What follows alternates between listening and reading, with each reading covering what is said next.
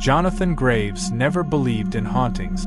Horror was something he consumed the way people consumed junk food. Late at night, mindlessly, with the comforting certainty that none of it was real. But everything changed the night the first stream appeared on his For You page. It was 12:58 a.m. when his thumb stopped mid-scroll. The live thumbnail showed nothing but a dim living room and a long, narrow corridor stretching into pitch-black darkness. The account had no profile picture, no bio, no past videos, only a username @vacant_live. At first, Jonathan assumed it was another urban exploration gimmick. TikTok was full of them. Grainy footage of abandoned malls, forgotten hospitals, remote cabins supposedly occupied by ghosts. So he tapped in. The camera was completely still, mounted somewhere near the corner of the room.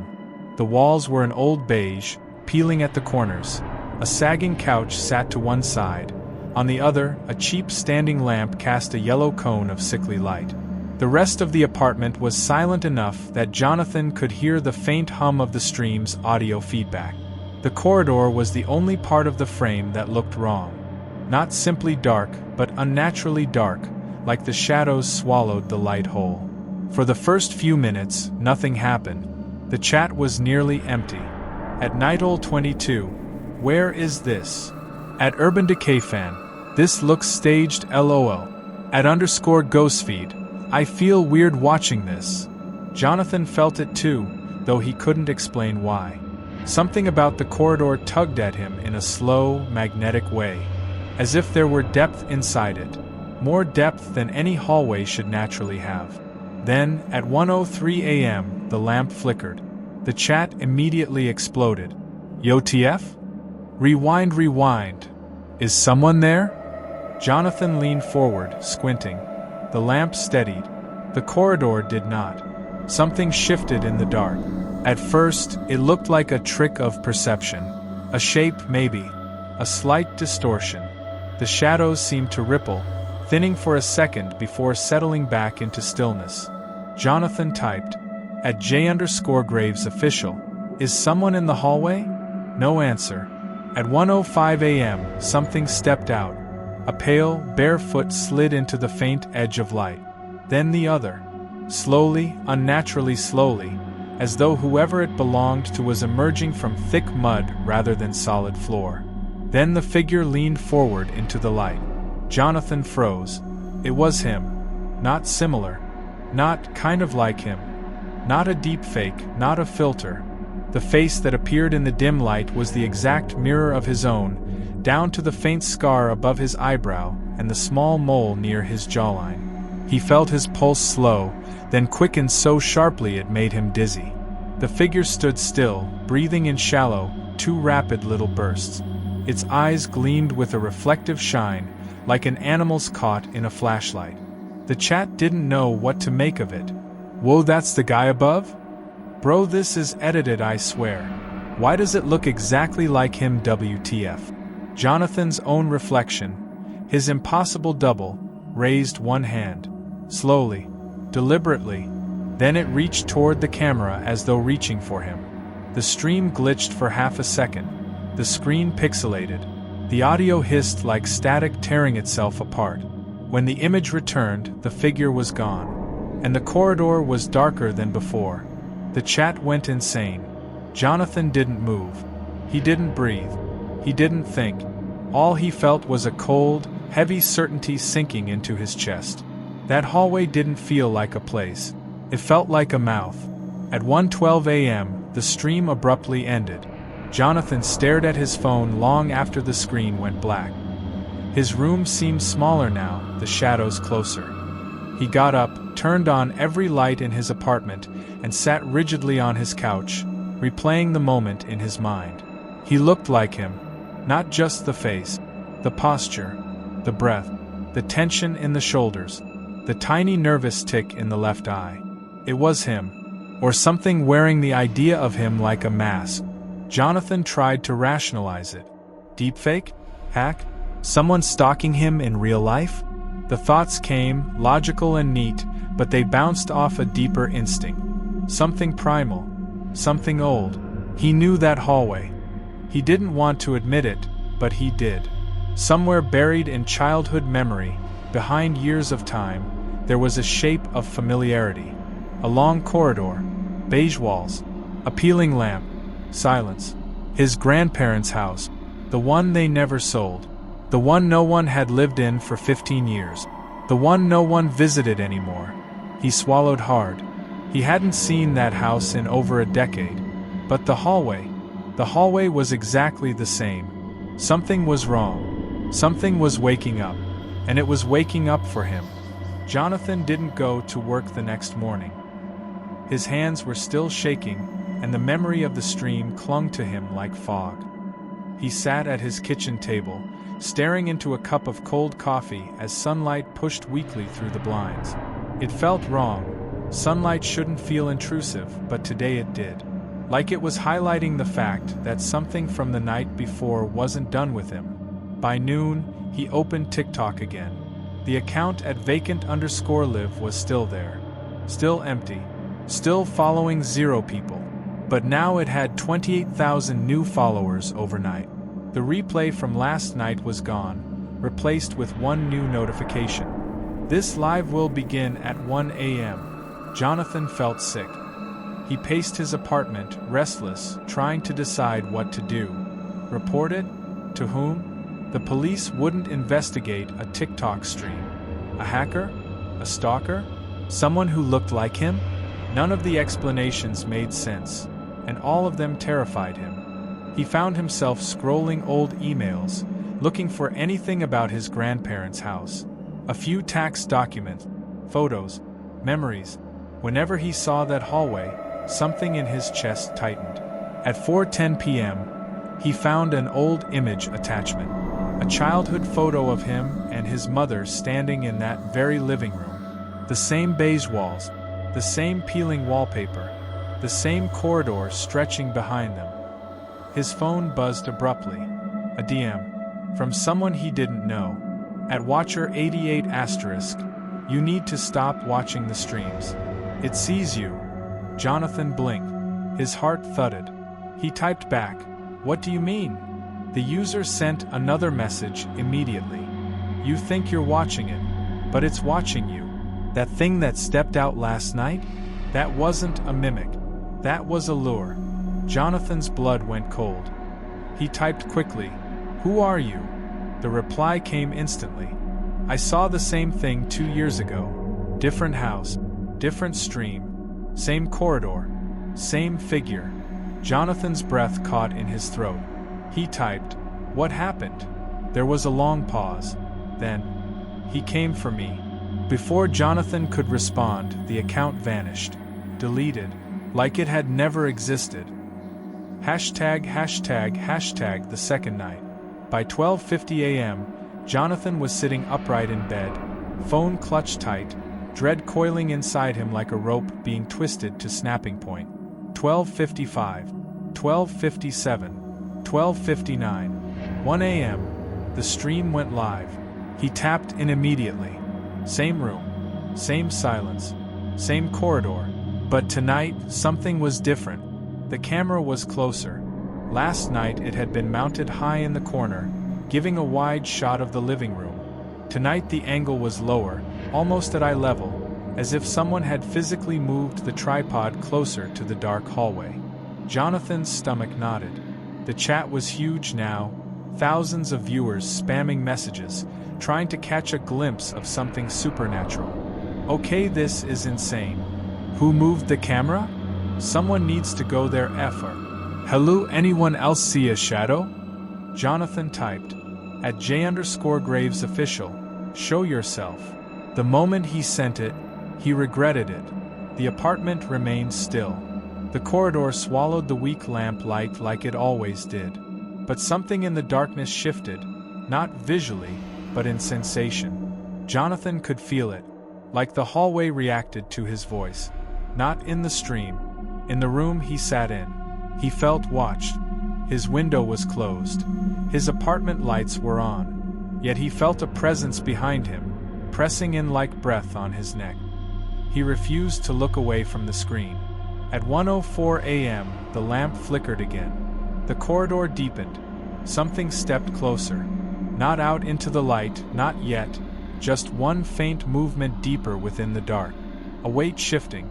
A foot gliding softly on old wooden floorboards. Jonathan leaned forward unconsciously. The chat exploded. I see it, I see it, I see it. It's there again. Bro, it's moving. Stop this, I am gonna cry. Jonathan whispered under his breath, don't. As if in response, the shadow figure stepped into the edge of the light. His double, but worse than last night. Its skin looked stretched thinner, like someone had pulled it too tight over the skull. Its eyes seemed darker, reflecting no light this time. And its smile was wider, wrong, slicing too far toward the ears. Then it did something that froze Jonathan's blood. It lifted a phone. His phone. The screen was cracked in the top left corner. The same crack Jonathan had gotten 3 months earlier. The figure stared directly into the stream, then slowly angled the phone toward the darkness behind it. A second figure stood in the corridor. But this one wasn't human-shaped. It was tall, twisted, bent sideways like its spine was broken in multiple places. Its limbs were too long, its silhouette jittered at the edges like a corrupted video frame. And its head was facing the wrong direction. The chat went feral. What is that? Turn the camera off. No, no, no, no, no. Is this real? Jonathan's pulse hammered. He couldn't move. He felt cold sweat sliding down his back. His double stepped aside, as if presenting the larger figure. The tall thing leaned forward into the camera's view. Its arms dragged along the floor. Its joints cracked with a wet, bending sound. Jonathan's ears filled with a low, soft hum. A vibration. A frequency. Some sound he wasn't sure he was hearing with his ears or with his mind. His double leaned closer to the camera until its face filled the frame. Then it whispered, in Jonathan's exact voice, "Come home." The stream cut to black. The scream from the chat kept scrolling in the darkness, like the app itself didn't know the live had ended. Jonathan dropped his phone. His own voice, his exact voice, kept replaying in his head. Come home. Somewhere deep inside him, a memory stirred. He knew what home meant, and it wasn't his apartment. Jonathan didn't sleep after the second stream. He couldn't. Every time he closed his eyes, he saw his double's stretched grin and heard the wrongness of his own voice echoing inside his skull. Come home. The phrase stuck to him like a parasite. By sunrise, his apartment felt counterfeit. Too bright, too clean, too modern. Every corner seemed artificial compared to the dim, rotten nostalgia of the house from the streams. The memories wouldn't stop bleeding through. The worn beige walls, the dusty carpet, the smell of mothballs and cold air. The hallway that always felt too dark, too long. His grandparents' house had never been a home. It had been a place he visited once or twice a year. A place with old furniture, quiet rooms, and an atmosphere that made him feel watched even as a child. He remembered running through that corridor, always too fast, always afraid something might reach out and grab him if he didn't. He pushed the thoughts away, sat on the floor, held his head in his hands. This wasn't real. It couldn't be real. But the streams were real. The figure was real. And the house was real. At noon, his phone buzzed. A notification. @vacant_live has posted a new scheduled live. Tonight 1 a.m. Jonathan felt the tension coil again in his chest. This wasn't random. It wasn't an algorithm. It was a countdown aimed directly at him. He had to understand who was behind it. He had to understand what was behind it. He opened his laptop and typed in his grandparents' old address. The house was still there, listed as unoccupied. Not sold. Not demolished. Still standing after all these years. The online listing included several photos. He clicked through them, pulse rising. Click. The living room. Same sagging couch, same wallpaper, same lamp that no one had turned on in 15 years. Click. The corridor. Long, narrow, impossibly dark at the far end. Click. A shot of the hallway from the opposite angle. But this time, something was wrong. In the last photograph, something stood at the far end of the corridor, so faint it was almost invisible. A tall shape, a figure with distorted posture, just like the thing behind his double in the stream. Jonathan's breath stuttered. Then the listing page vanished. Literally vanished. 404 error, page not found. He refreshed. Refreshed again. Nothing. The house had disappeared from the internet. And then, another notification. At vacant_live liked your comment. He hadn't commented anything today. He clicked the notification. It opened a comment he didn't remember writing. At J_Graves official. I'm coming home. The words stared back at him, mocking him in his own voice. He didn't type that. He didn't write that. He didn't even think those exact words. Until now. His phone vibrated again. A new DM. From an account named @CorridorWhispers. No profile picture. No post. Just one message. It's already inside your house. Jonathan's blood went ice cold. His head snapped toward the hallway leading to his bedroom. There was nothing there. Just dim light and closed doors. He typed with shaking fingers. Who are you? The reply came instantly. You don't understand. It doesn't mimic you. It replaces you. Jonathan felt his breath catch. Every instinct in his body screamed to run, but where? To whom? What would he say? A creature from a live stream is trying to take my place? No one would believe him. He typed, "What does it want?" The reply came, "To finish what it started at your grandparents' house." Jonathan froze. His heart skipped. His hands trembled so violently he almost dropped the phone. He typed, "How do you know all this?" But the message didn't deliver. The account had already blocked him, then disappeared entirely. #### the third night. 11:58 p.m. Jonathan sat in his living room, lights off, gripping his phone so tightly his fingers were turning white. The silence was suffocating. Even the hum of the refrigerator felt too loud. He didn't want to join the live, but he knew he had to. 11:59. Midnight. 12:30. 12:57. His hands were sweating. 12:59. He stared at the screen. 1 a.m. The stream went live. He tapped in. The camera was closer again. So close that the entire frame was now filled almost entirely by the corridor itself. The living room was barely visible. Just the corner of the couch and the lamp which flickered weakly, as if struggling to stay alive. The chat exploded instantly. "It's tonight, I am shaking. This angle is so bad, WTF. Why does it look like the camera is in the hallway? Something is breathing, I swear." Jonathan swallowed hard. He typed nothing. His chest tightened. Something about the hallway felt different tonight. The darkness wasn't just darkness. It was textured. It swirled faintly, like smoke caught in a slow wind. The shadows seemed thicker, alive. The corridor no longer felt like a place. It felt like an open mouth. At 1:02 a.m., a faint scratching sound echoed from deep within the darkness. Not nails. Not metal. Bone. Scraping against wood. Jonathan's breath hitched. The chat panicked. "Hello? Is someone in there? Stop, stop, stop. It's coming up the hallway, oh my God." Jonathan couldn't blink. The darkness stirred. A figure stepped into view. Not his double. Not yet. Something taller. Crooked. Bent like a marionette with half its strings cut. Its limbs were shaking as it dragged itself closer, joints popping with sickening wet cracks. As it entered the weak light, Jonathan saw. Its head was facing sideways, twisted almost 90 degrees, as though someone had rotated it with too much force.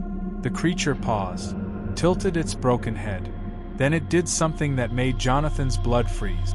It raised one long, trembling arm, and pointed directly at the camera. Directly at him.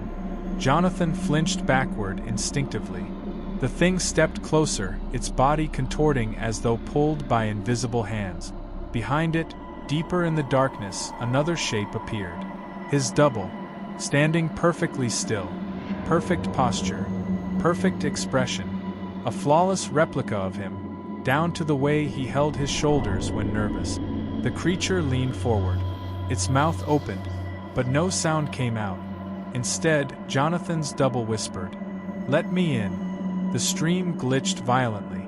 The screen went black, but one final notification appeared on his screen. @vacant_live is requesting access to your camera. Jonathan dropped his phone.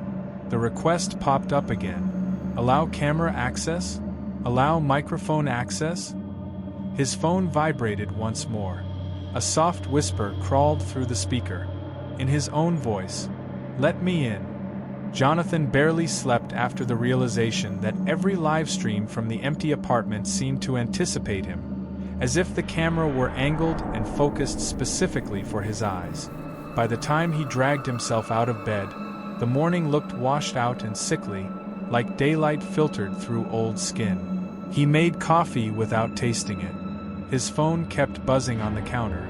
Not notifications, not messages, live stream alerts. He refused to look.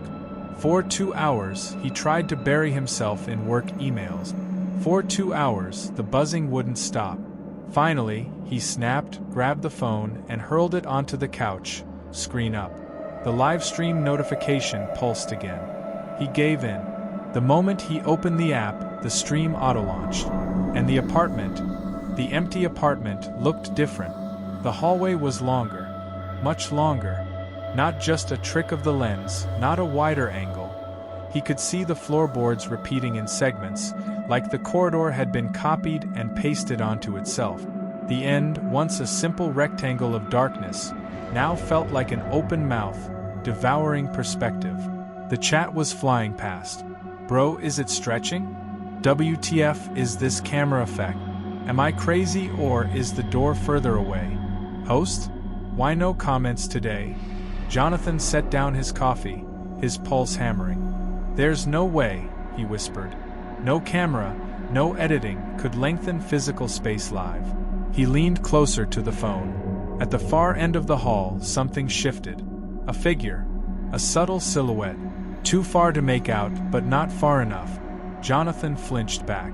It had his outline. Same posture. Same slope of shoulders. Same angle of head tilt.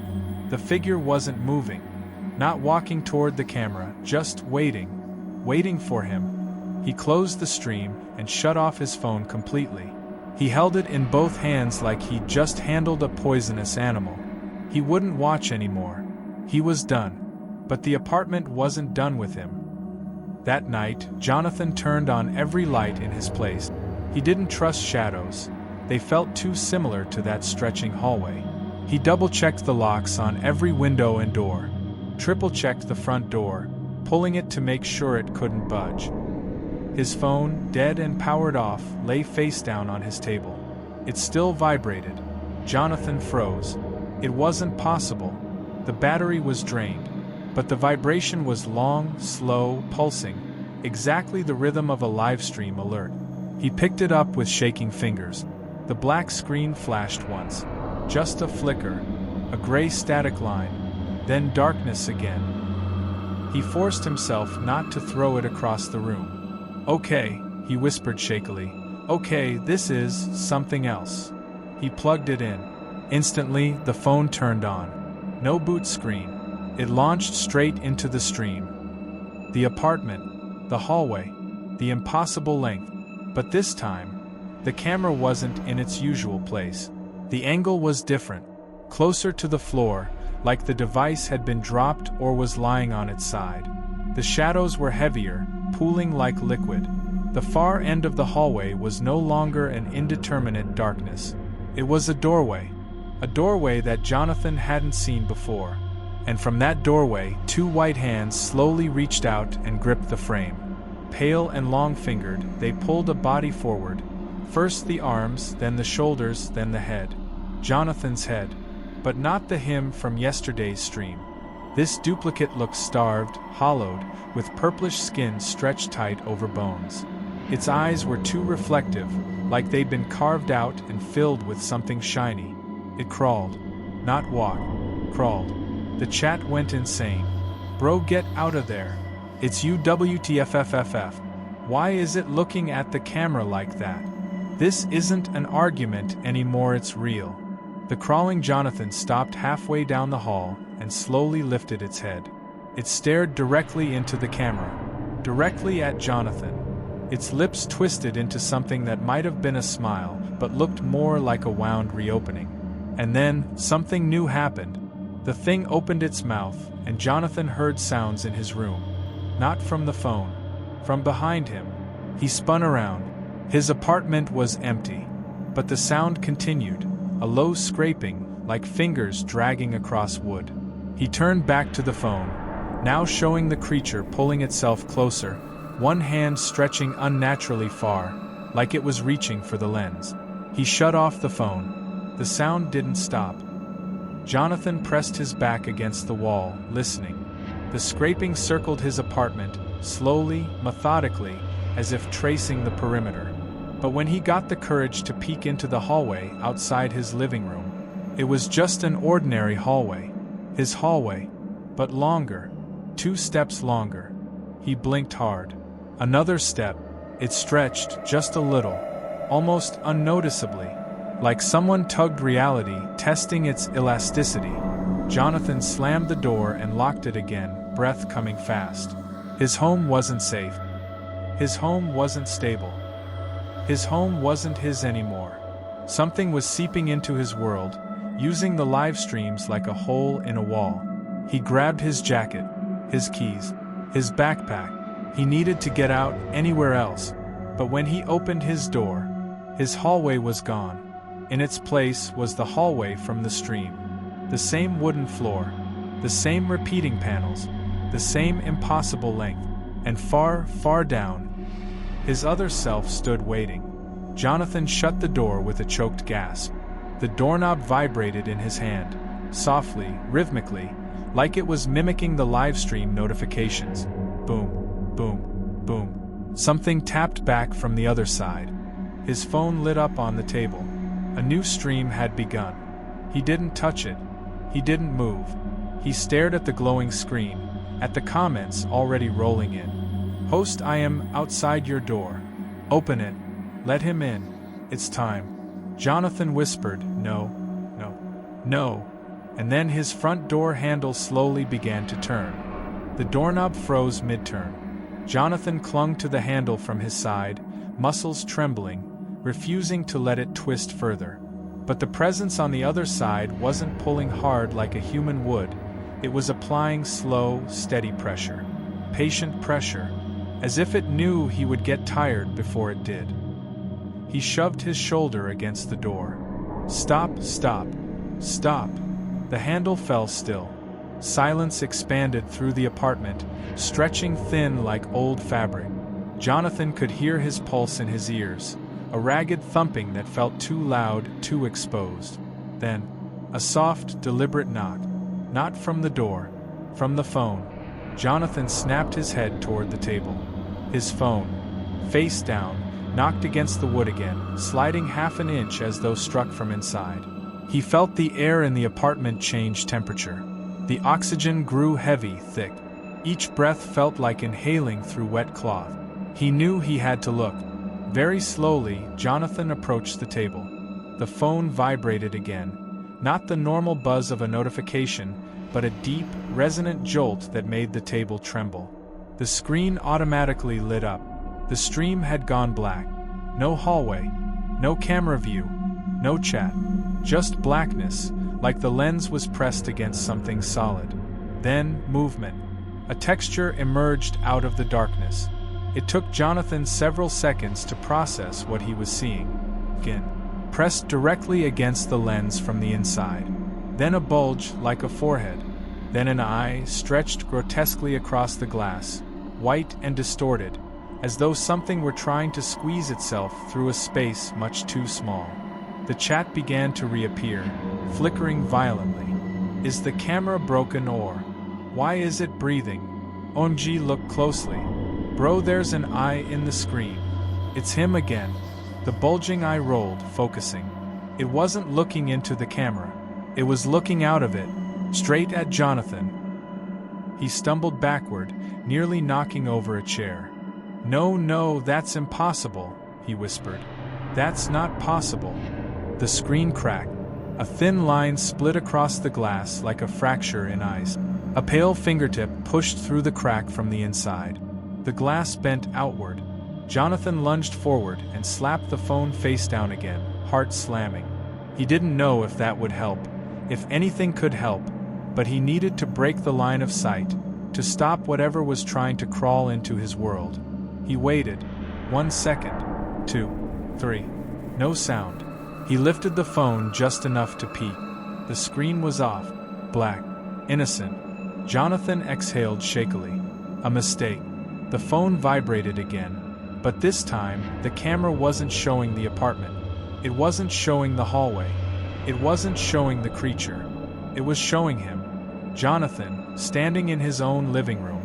Jonathan stared into the phone's screen, and the version of him inside the stream stared back, delayed by half a second, like a warped mirror. Except, the reflection blinked wrong. The eyelids closed vertically. Jonathan dropped the phone, and it clattered across the floor. He backed away from it, chest heaving, until his back hit the wall. "I need to get out. I need to go, now." He ran to the front door, gripping the lock. The hallway was still there. Not his hallway.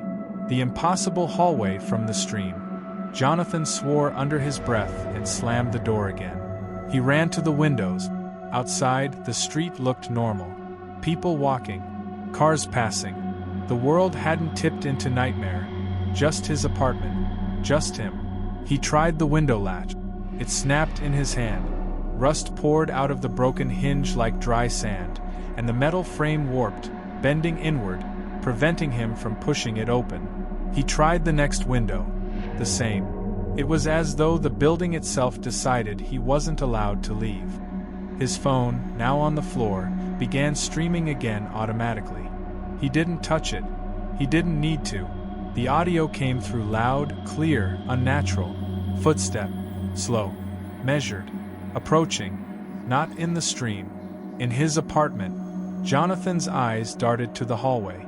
He saw nothing, but the shadows thickened, darkening like ink spreading in water. Another step, then another. He backed away until he hit the kitchen counter. "Stay away," he whispered, voice barely functioning. "Stay away from me." A shape began to form in the shadowed threshold of the hallway. Not fully visible, not fully present, like it wasn't sure it belonged to this side of reality yet. Then, his phone spoke. Not through the speaker. The voice came from the device itself, vibrating through the plastic and glass. "Jonathan." He froze. It was his own voice, but stretched, slowed, hollow. "Let me in." He shook his head violently. "You're not real. You're not me. You're not." The voice interrupted, now coming from the hallway itself. "John, then." Long fingers curled around the corner of the wall. Too long. The creature pulled itself partly into view. His head, leaned forward, jerking in stiff, unnatural movements like a puppet with tangled strings. It sniffed, inhaling the room, inhaling him. Jonathan grabbed the nearest object, a heavy glass bottle, and hurled it. It shattered against the far wall, missing the creature entirely. The creature grinned, not at Jonathan, at the bottle. It stepped out of the hallway. Reality folded for a moment, like film skipping frames. One instant, the creature was 10 feet away. The next, it was 5 feet away. A stuttering, flickering advance. Jonathan darted left, sprinting toward the bedroom. He slammed the door behind him, dragging a dresser against it. His breath came in broken bursts. He listened. Silence. Then, tap, tap, tap. On the bedroom window, Jonathan's blood froze. He turned his head slowly. The window was on the 5th floor. No one could be standing outside it, but something was. A pale hand pressed against the glass. Then a second. Then his face, his own, leaned into view, grinning hungrily through the pane. Jonathan screamed and stumbled backward. The glass bulged inward. Not cracking, stretching, as though reality itself were rubber. He grabbed his closet door, yanked it open, and pulled out the old metal toolbox he never used. Inside was a hammer. He hadn't swung one in years. Tonight, he was willing to try. He raised it, stepping toward the bulging glass. The doorknob behind him began to turn. The doorknob twisted again, slow, deliberate, patient. Jonathan gripped the hammer with numb fingers, his pulse a frantic drumbeat in his skull. He stood between the bulging glass of the window, where his own warped face pressed inward, and the bedroom door, where the handle jerked in tiny, taunting motions. He was surrounded, trapped. The air thickened, buzzing with a pressure that made his ears ring. Reality felt thin, stretched, as though the walls were nothing more than paper ready to tear. The window bulged again, this time further. A pale, grinning version of him pressed its forehead against the swelling surface. The glass stretched around the shape like latex. Then, faintly, crack. A hairline fracture. Jonathan backed toward the door, hammer raised. "Stay away," his voice broke. "Stay away." But the creature outside didn't stop. Its hand pushed deeper into the glass, warping it inward like warm clay. Fingertips began to protrude, not breaking through, but pressing, distorting reality itself. And then, the door behind him clicked. Not a full turn, not an opening, a click, as if someone, or something, wanted him to know it could open the door whenever it wished. Jonathan spun around, pressing his back to the wall between the two threads. He lifted the hammer, ready to strike the first thing that broke through. His phone, somewhere on the floor outside the bedroom, began vibrating violently. The sound echoed through the apartment, a deep, metallic buzz like a hive waking up. Then the stream began autoplaying again, its audio crackling through the floorboards. Footstep, slow, measured, getting closer. "Stop!" Jonathan shouted, voice cracking. "I don't want to see you. I'm not letting you in." A distorted voice answered from the stream. "You already did." Glass shattered. Jonathan screamed and swung the hammer toward the window as the stretched pane finally tore. But nothing came through, no figure, no arm, no creature. The window opened into darkness. Not the city, not the street, not the outside world. Darkness. A black corridor. The same impossible hallway from the livestream. But it was sideways, horizontal, extending outward into nothingness beyond the frame of the shattered window. Jonathan stumbled back in horror. The hallway had connected to him. Blended dimensions, merged spaces. The stream had become real.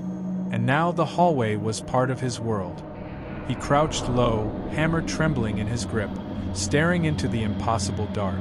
Something shifted deep within it, soft, distant, dragging footsteps.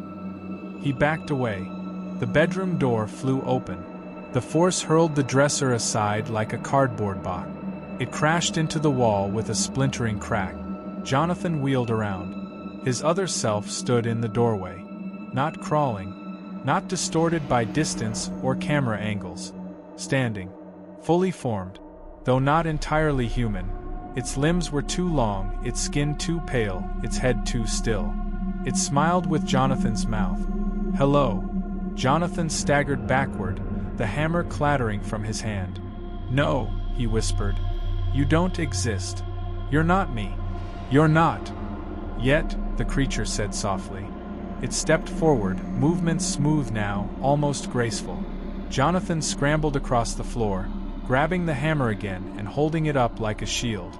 The creature tilted its head, studying him with fascination. "You let me in every night," it said. "You watch. You return. You stare into me. And I stare back." Took another step. Jonathan swung the hammer wildly, but the creature caught his wrist in a cold, firm grip. Jonathan gasped. The touch was icy, numbing. The creature leaned close, its face inches from his. "We were supposed to be one," it whispered. "You and I belong together." Jonathan wrenched his arm free, stumbling. Behind the creature, the impossible hallway began to bleed into the room, wallpaper rippling like water, the doorway stretching wider and wider. Shadows pooled onto the floor, spilling out like liquid night. Jonathan looked at the window, the hallway beyond it, and then at the creature between him and the door. He had one option left: run. Straight into the impossible. The creature lunged. Jonathan dove sideways through the shattered window into the sideways corridor. He hit the floor hard, sliding across smooth wooden boards. When he looked up, he was inside the hallway, but it was different from the streams. The camera only ever showed one angle. Now he could see the walls bending, breathing, as though they were alive. The floor pulsed faintly under him, warm like skin. Behind him, the creature climbed through the window, effortlessly defying gravity, as though direction meant nothing to it. Jonathan scrambled to his feet and ran. The hallway stretched infinitely ahead, but he ran anyway, desperate for any door, any turn, any exit. Behind him, footstep. Closer, closer. Jonathan turned a corner. He didn't know how the hall had corners, but it did, and skidded to a stop. A wall of screens towered in front of him. Every screen showed him. Not from today. Not from the hall. From his life. Childhood birthdays. Walking home from school. His college dorm. His first apartment. Someone, something, had been watching him his entire life. Recording him. Studying him. Preparing. Jonathan backed away, trembling violently. No, no, no, how long have you been? A whisper behind him. Always. He turned. The creature was inches away. It lifted its hand, not to strike, not to claw, but to gently place its palm on his chest. Jonathan froze. No, he choked out. Please, don't. The creature leaned close, pressing its forehead to his. We are the same, it breathed. You just haven't accepted it. Pain exploded through his skull. Visions of every moment in the screens flooding his mind, overwhelming him, drowning him in memories that weren't his. Or were they? The creature whispered. Let go. Jonathan screamed as the corridor collapsed inward. Darkness swallowed everything. When the live stream ended, viewers assumed it was another stunt. Until the next night, a new stream appeared. The same apartment, the same camera angle, but now a figure stood at the end of the hallway. Not crawling, not distorted, standing, still, watching. It stepped forward into the light. Jonathan, smiling, alive, different. And in the chat, a single message appeared from an untraceable account. Thank you for letting me in.